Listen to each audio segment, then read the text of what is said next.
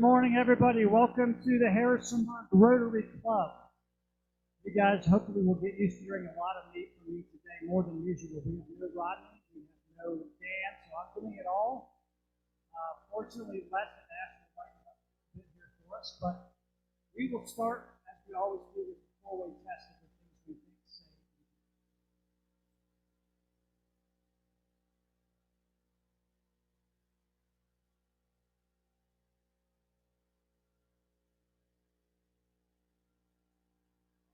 so, Ash and Les, maybe some singing duo record an album.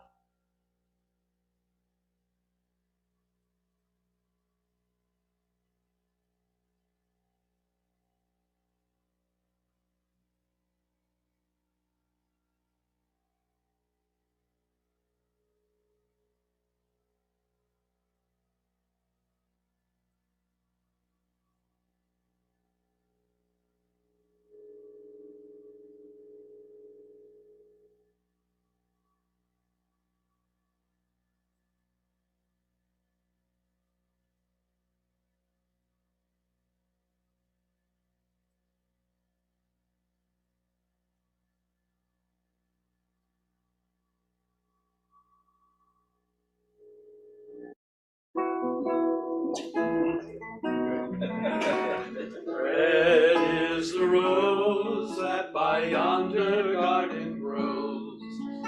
There is the lily of the valley. Clear is the water that flows from the Void. But my love is fairer than any. Come over the hills, my bonny Irish lass. Come over the hills to your darling. You choose the rose, love, and I will make the vow. And I'll be your true love forever. Come on, join in now. Red is the rose that by yonder garden grows. Fair is the lily of the valley. Clear is the water that flows from the Void.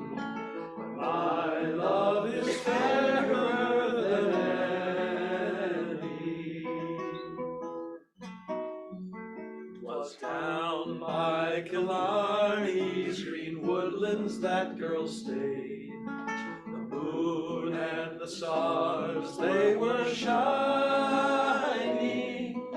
The moon shone its beams through her locks of golden hair. She swore she would love me forever. Join in. Red is the rose that by yonder garden grows. Fair is the lily of the valley. Clear is the water that flows from the Void. But my love is fairer than any. Thank you all. Wow, that's pretty awesome. We're getting a club here, some entertainment. Now we'll go to the ritual.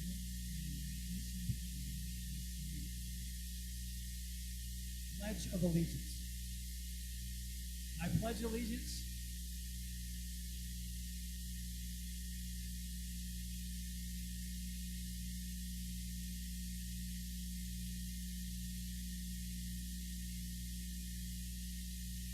today's invocation, Tom.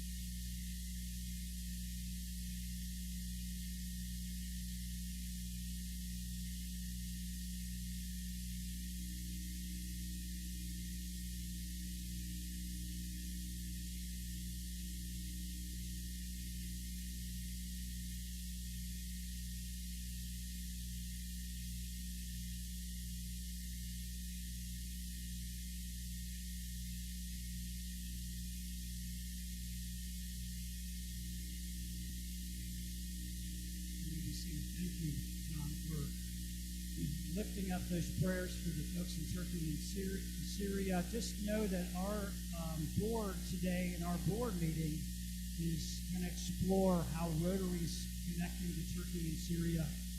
And I know that everybody will probably likely pursue their own avenues for giving, but we're going to be getting information back to you on what Rotary's plans are in regards to Turkey and Syria. So thank you, Tom, for looking at that. We have one guest today of Noah. Would you introduce the guest?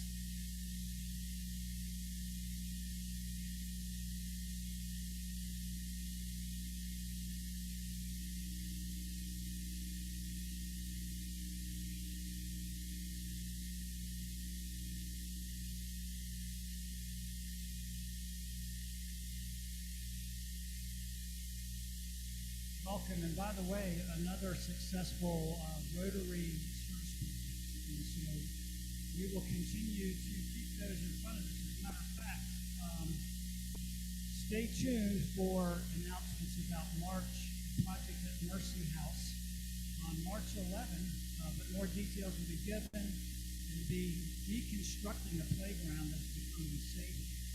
And Rotary is also going to be using some of our proceeds from Valley Fest to launch some giving initiatives to the new programs.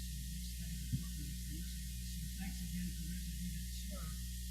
I also want to mention I've got quite a few announcements and things to do today, so I'll move. Rotary board nominations.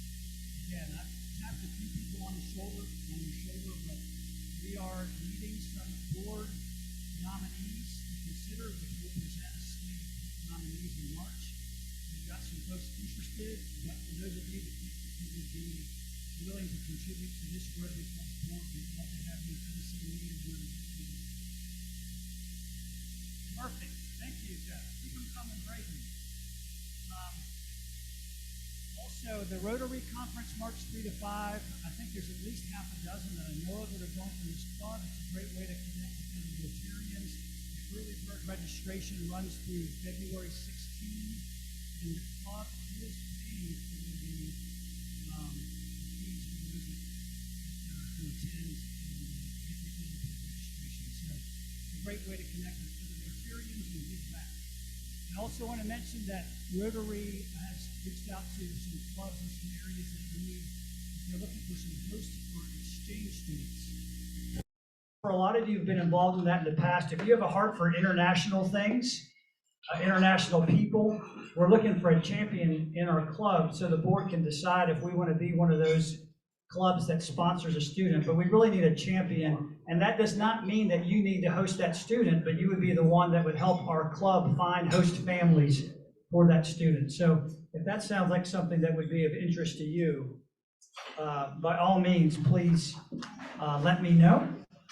And I also will mention one more thing.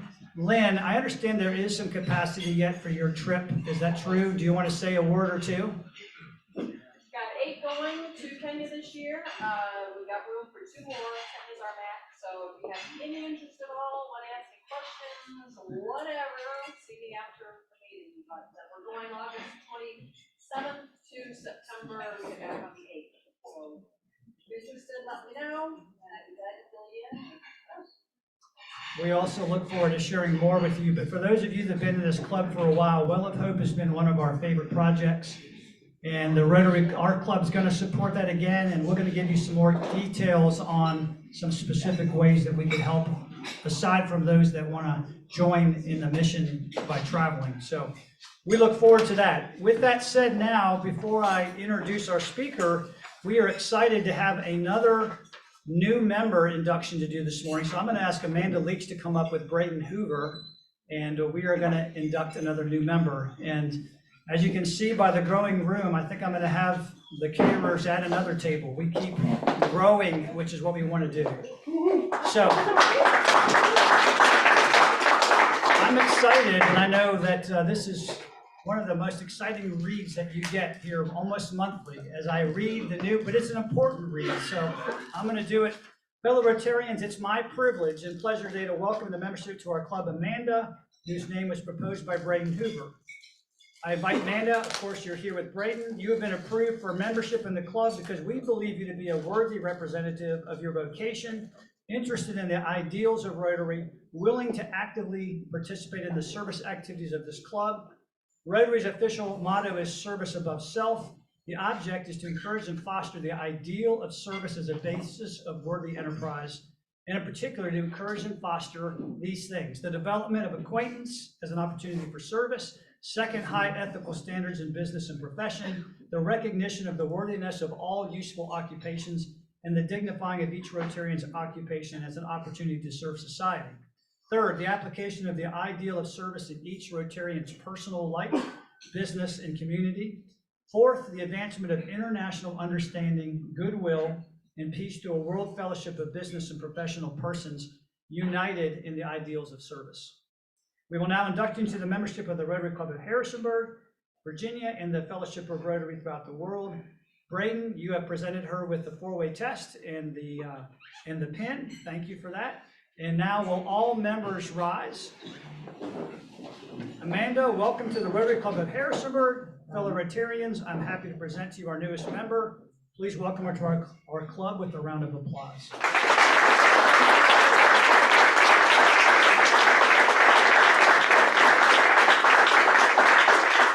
One of my favorite parts of Rotary also are thumbnail sketches, so I'm going to invite Amanda up to do her thumbnail sketch.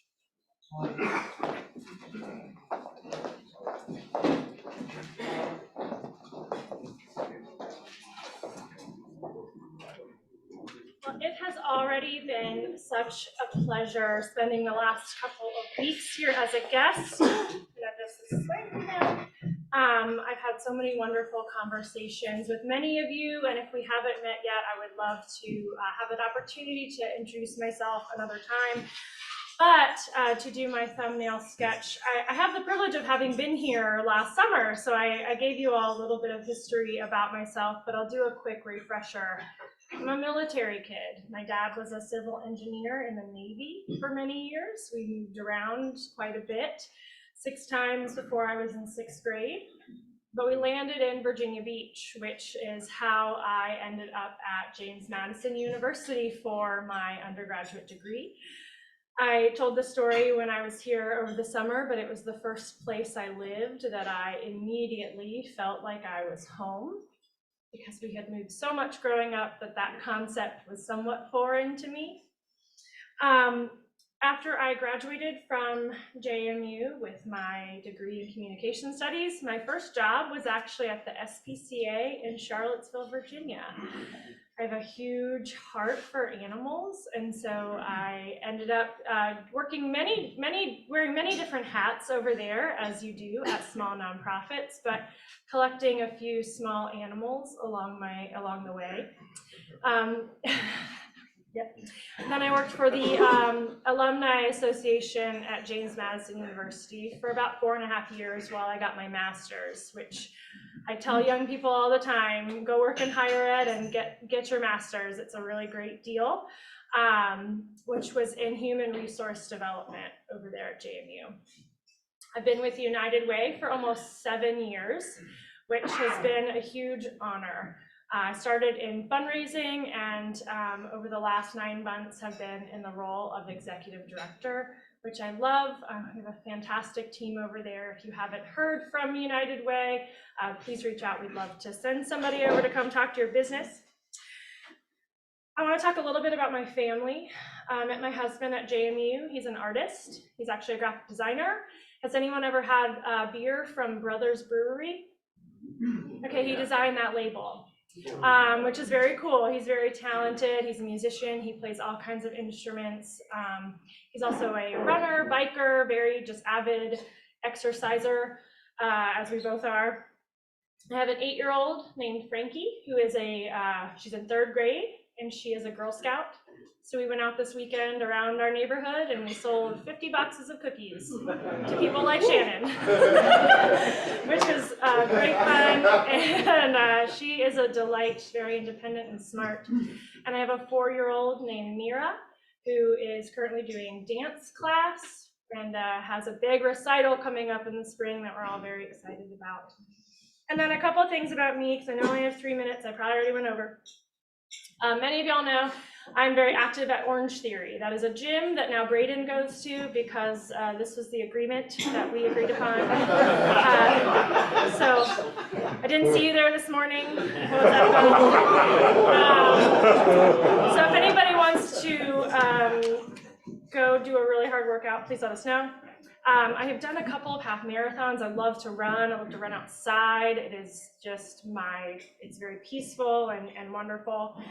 I'm a very active supporter of the lip sync battle, which is a really fun event that benefits the Any Given Child program, which brings arts experiences to our local schools, where also local people lip sync and make fools of themselves. My family is often, we're camping family. We love to go, glamping is actually the word Mike used today. We like to glamp at the beach and a camper. So you often hear me talking about going to the beach, and I'm an avid reader. This is where I'll end. I'm currently reading Dune, which I had never read before, very good. And another one that I just finished was Atomic Habits by James Clear. If you ever want to talk about really good books, I would be happy to have that conversation with you. So thank you so much for having me. Please, again, I'd love to meet you and introduce myself and learn more about you all as well.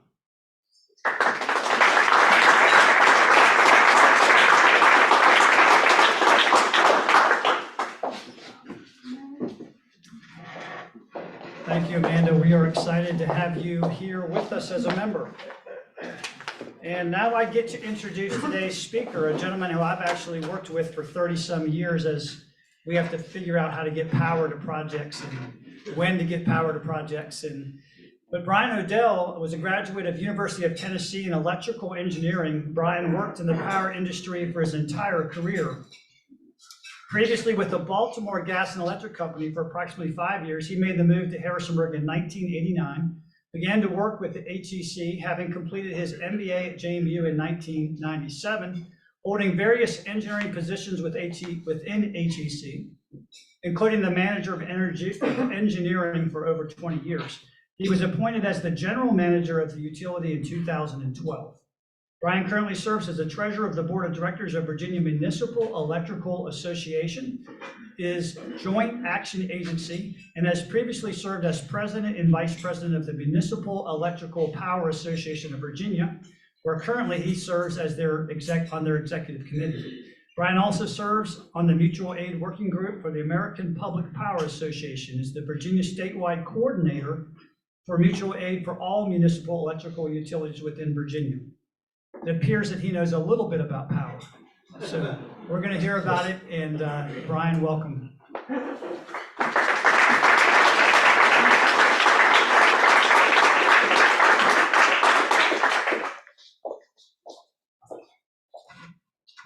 All right, well, I'd bring that down a little bit. I know if you guys have any trouble in the back hearing me, let me know. I'll do my best. Maybe it works better without the mic. Are y'all good back there? I do appreciate the invitation to come and speak to you all today. There are several topics that we could have chosen for the talk. And when I came in, gentlemen asked me what's new with HEC, and it seems like the buzzword nowadays is renewables and solar power. So just to enlighten you all on where we are with one of our projects here in town, and then certainly hopefully we'll have time to field some questions. I think there's only about 80 or 90 slides. I'm sure we can power through them by 2 o'clock today, if that's the allotted time frame. So just settle in. We'll get to the end sooner or later. But before we get started, I see that there are several former HEC commissioners that are in the audience today. Would you guys mind standing in case I'm overlooking someone? Mr. Meyerhofer, Mr. Stone, Mr. Klein, thank you guys very much for your service to HEC. The work that they have done over the years has made my job very easy. Okay, thank you all. Also, by show of hands, who lives here in the city of Harrisonburg? Okay, great. How about customers of Shenandoah Valley Electric Cooperative? I'm sorry. How about Dominion Energy? Okay, I'm even sorrier. Okay, so, now I guess I should ask, is there anybody that works for SVEC or Dominion Energy? Okay, all right, great, yeah, thank you.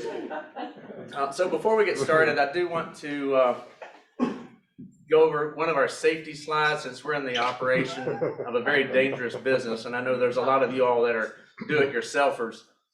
There's something very wrong with this picture. Hopefully you guys can see that. Yeah, it doesn't have the aquarium doesn't have a filter on it. Yeah, and he's not wearing gloves, okay? So if you're gonna be doing any electrical work at home, make sure that you wear gloves, okay? It's very, very important, very dangerous to be working with this stuff. Before we get to some of the stuff about the Acorn Solar Farm and Friendly City Solar, just want to go over a couple of basics from HEC, some of our history. Again, some of the history is in this room. We were established in 1957 by ordinance. The city has actually had power since 1905. There was a period of time in which the power sources were intermittent. The outages were a little longer than they wanted. So there was a referendum back in 1956 to either sell HEC or to keep HEC as an independent body. Unfortunately for, I think, the city of Harrisonburg, the referendum went to establish the commission independent from the city and operated by businessmen without oversight from city manager and city council arrangement. We're technically a political subdivision. We're not a department of the city, which is common throughout a lot of states and even in Virginia. But we're a political subdivision. As I mentioned, we operate independent. Independent to the point of which part of our charter dictates that we provide at least 5% of our gross revenues back to the general fund of Harrisonburg. And last year and for the past several years, we've made a contribution, including in lieu of taxes, of about $5.8 million back to the city fund of Harrisonburg. And since 1957, we have given back to the city about $158 million. So we are independent, however, we do contribute back to the fund. We're governed by a 5-member board. Currently, our board members are Chris Weaver, Dr. Maria Papadakis, Dr. Alex Gavin, Mark Hanna, and Quentin Callahan is our newest member, and Hobie Bowen just went off the board with the Virginia Poultry Federation. So board members are appointed by city council to serve 3-year terms, to be reappointed for another 3-year term. So we've had a great success with board members over time. One of the main objectives of the commission, the commissioners themselves, is they set policies, they set rates, and oversee the finances of the commission. And I can say that our rate making has been very favorable to the residents here in the city over the past few years. I know right now we're going through a little bit of a crunch with our fuel factor due to rising price of natural gas used for power generation. But as far as our base rate increases, it's been about 6 years since we have increased residential rates, or actually any rates. We actually lowered the rates by 2.5% during the pandemic, and we brought those back up after the pandemic was behind us. And for years, Harrisonburg has had the lowest residential rate in the state of Virginia among all utilities. So we've slid down a couple of slots recently because of the fuel cost, but I can say for about 3 to 4 years running, if we weren't first, we were second or third in overall cost of power for the residential customers. Something that we work to maintain, and we do all we can as far as rates and reliability. We have 43 employees. That includes all the operations and all the administrative staff. We do our own billing, metering, collections, customer service, construction, IT, generation, say, maintenance. So 43 of us from top to bottom are employees at HEC. And our service territory is the physical city limits of Harrisonburg. We have 21,000, I say, customers. We probably have about 50,000 customers. We have about 21,600 electric meters that we read every month. And about 18,500 of those are going to be residential, another couple of thousand commercial and businesses, and then a fair amount of government, some JMU, a couple of JMU accounts here in town that we like to service as well. And you might imagine JMU is our largest single customer. We do have, if any of y'all are numbers people, our peak load is about 140 megawatts at any given point in time during the course of the year. And on an annual basis, we're buying about 750 million kilowatt hours through a contract with Dominion. So our power bills are in the neighborhood nowadays of $4 or $5 million a month. So the next time you call in and have a problem with your power bill, remember it's not $4 or $5 million. It's only $400 or $500. So, give me 1 second.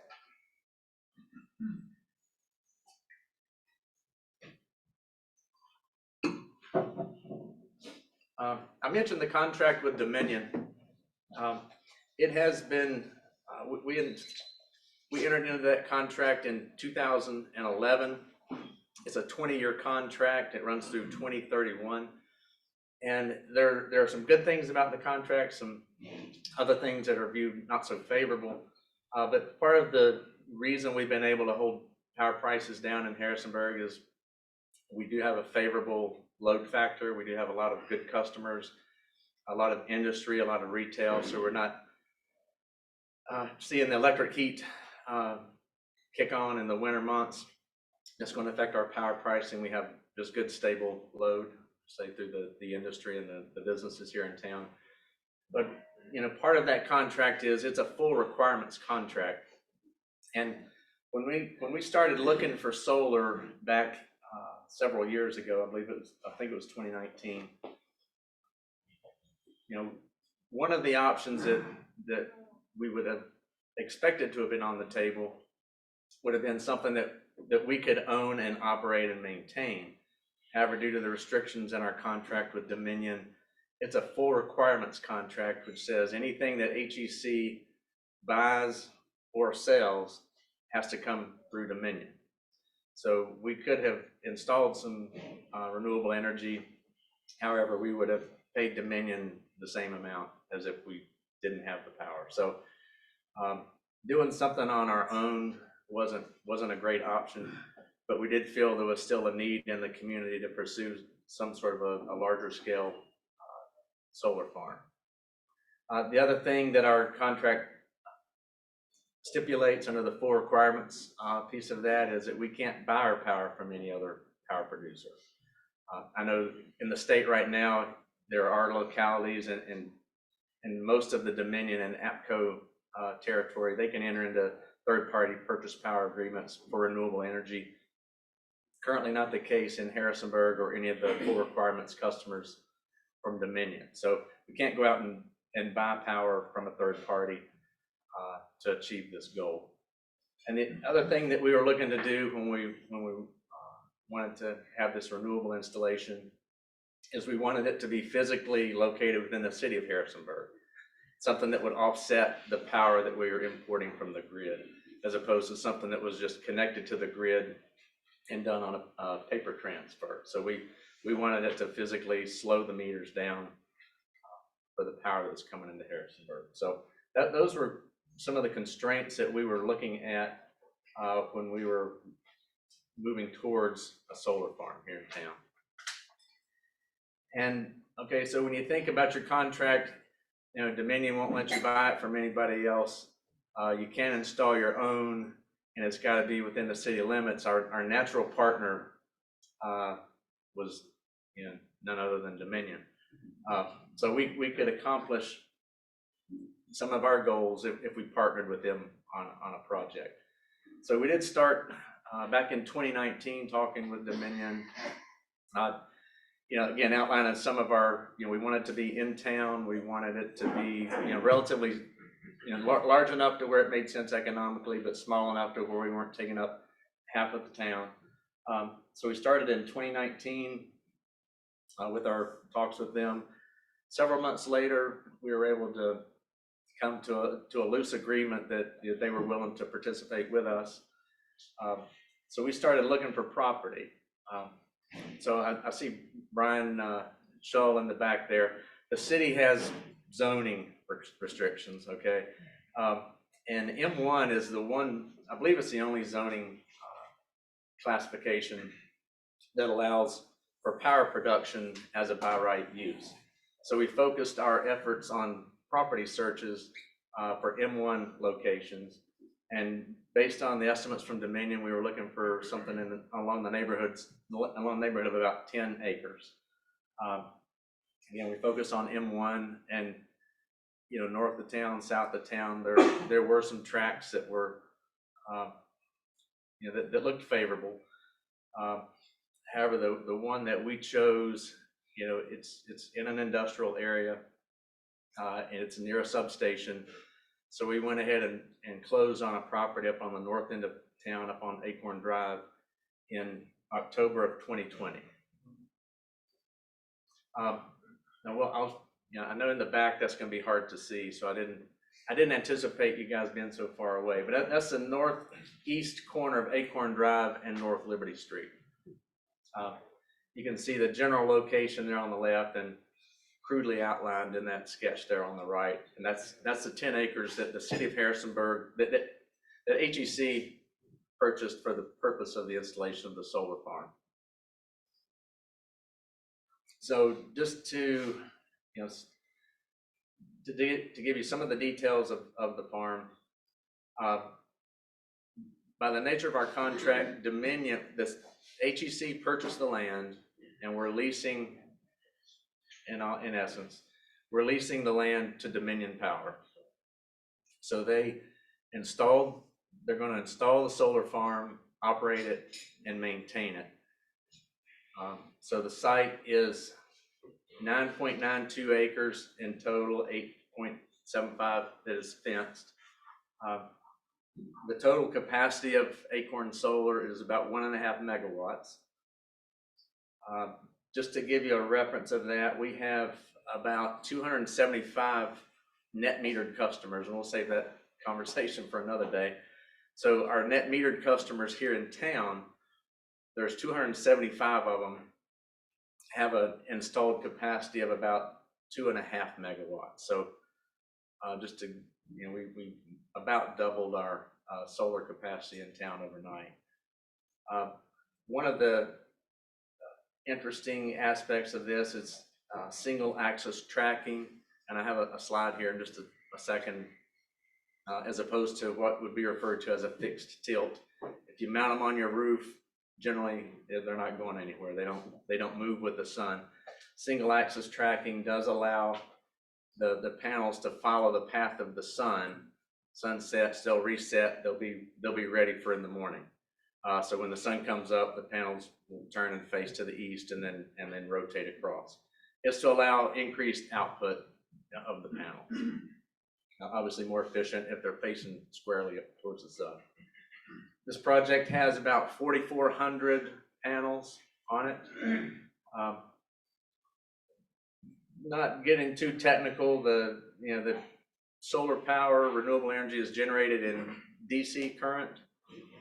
The inverters convert it to AC, which allows us to put it out on the system. So there are 12 inverters on this project that convert I believe it's about 1,000 volt DC to 480 volt AC. And the overall output of this project is, we're estimating about 3 million kilowatt hours a year. So when you look at the math associated with this, 10 acres looks like a lot of solar. until you compare it to the amount of power that we're actually purchasing from Dominion. As I mentioned earlier, we buy about 750 million kilowatt hours annually from Dominion. So the 10-acre tract is going to provide about 0.4% of our energy. So it's, it's on a scale basis, it's relatively small. So if you wanted to generate all 750 million kilowatt hours of energy using solar panels, it would take about 2,500 acres, or about 22% of the land area of Harrisonburg, to generate that energy. Okay, so, and then the sun sets, right? So, so this is from one of the engineering submissions from Dominion. So you can see kind of the layout of the arrays. Again, North Liberty Street on the left, Acorn Drive on the bottom of the picture. This is from drone footage from the north looking south. Again, you can see the intersection there. And not much else to say about that. Looking towards the east, as you've got the plant, Harrison, let's see, I guess the organics plant right behind us, and beautiful setting there with Mass and Nothing. So again, this is just a piece of, from up close. The panels are motor driven in order to change the tilt, and using programmable logic, the angle of the panels will follow the sun, and it's just motor driven with big, each rack has a worm gear on it, and it's just turning the pipe, and those things are just tracking. Now, one thing that I learned when I first went out there and saw that the panels had been installed, my mind, you always hear that you want to install the panels to be facing south, southeast. Well, that if you're installing fixed tilt, if you're on your house, that's your best for the most sun. When they're actually tracking the sun, these panels are dead east to west. So we get less output during the winter now, but we also have, when the summer rolls around, the output will be much more significant. I know you all wanted to see pictures of the inverters, so there they are. So we do tie these into the regular I'd say our regular distribution system. There's large solar farms that you read about and hear about are going to be going to require a whole lot more infrastructure than what's required at one that's 1.5 megawatts. Most of those are going to be more distribution substation size, tying into higher voltage power lines, power systems. The one here in Harrisonburg, we just tied into our 23,000 volt distribution system, regular construction. All right, so here's three days of output, and I think the scale at the top is 1200 kW. It goes a little flat in the middle of the day when the panels are flat this time of year, because the sun is a little bit more to the south. And this was actually back in November, so the days were getting shorter. You can see, if maybe you guys in the back can see that the peak on each of those days is gradually going down. And then what we've got is 3 days in January, and you can see that output is definitely going to vary with cloud cover. It's going to vary with the weather, and it can be 1200 kW 1 minute, and it can be 50 the next. So the output of these, you can't manage it. You just have to kind of compensate for that. So how much, do I have time for another 50 slides? So actually, I want to make sure my commitment to this group every year is to every meeting is to get them to their appointments. I want to leave time for at least a good question or two. So yeah, we're about there. Okay, I mean, the only couple of slides that I had left have to do with Friendly City Solar, and I've got a 1.5-minute video that I'll just go to. Can I do that? 1.5 minutes. So why did we do this? Okay, this, if I can get to the video. Got it? Thing. Well, did I go? All right, maybe that's it. I'm hung up here on it. All right, so this would be the video right there. Yeah. The panel's working at night. That's the panel. Yeah, that's right. There's Acorn at night. Brian, maybe we can transition. Yeah. Does anybody have a question? Because I know Yeah, that- so we're good for questions. I know the timing was going to be on the Yeah, edge. go ahead, Yeah, please. Steve. What was the purpose of the investment if we're only getting a 0.4% return on it? Why do it? Such a small. Well, there's a video on this presentation. So the purpose of the project was, our idea at the time was to have a community solar program. And what that means is some of you may have roofs that are not oriented best for solar. You may not gonna, you wanna have renewable energy, but you're only gonna be in your house another few years. Maybe you've got trees, maybe there's a lot of reasons you didn't want to install it yourself. The idea was to allow our customers to subscribe to the output of the solar farm for a premium and lay claim to that energy instead of installing it themselves. So there's no maintenance, no installation costs. And after 2 years, you move out of town or decide you don't want to be a part of the program, then you just unsubscribe, so to speak. So it was to allow our customers that could not, or for one reason or another, that were unable to put solar at their own homes, an opportunity to support renewable energy and to help support that project. Follow-up question, how successful has that been since the inception? So the math indicated that the 3 million kilowatt hours, if you took the average customer, again, this is the program's only open to residential customers. So using the average numbers, the average residential customer would use 1,000 kilowatt hours a month. What we decided at the time was to allow them to subscribe up to 25% of their average monthly usage. And that would allow 1,000 customers to participate in the program. So we set the 25% low enough to where the most people could take advantage of it. So right now we're at about 275 customers have subscribed. And we have about 26% of the energy that's been subscribed for. So it came online November the 1st. So it's been about 3 full months of production.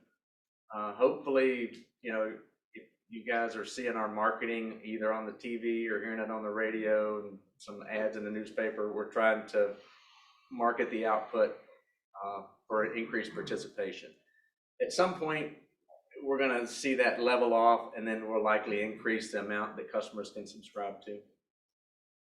So if that, yes. So is the cost per kilowatt hour less than what Dominion would be charging otherwise? I think so. So right now, so the premium on it is 3 cents a kilowatt hour, and we sell it in 50 kilowatt hour blocks.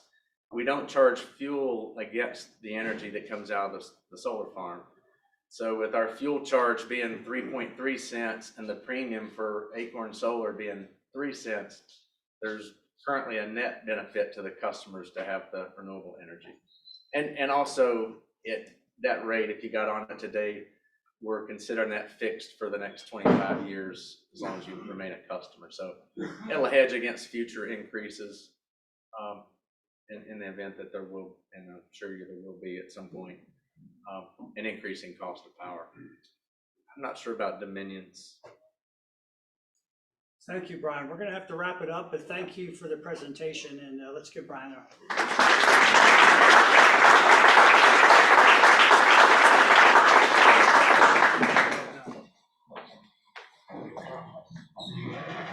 Very informative, Brian. Thank you for bringing that presentation. And thank you to the club for allowing us to do an hour and a half of business in an hour and 10 minutes today.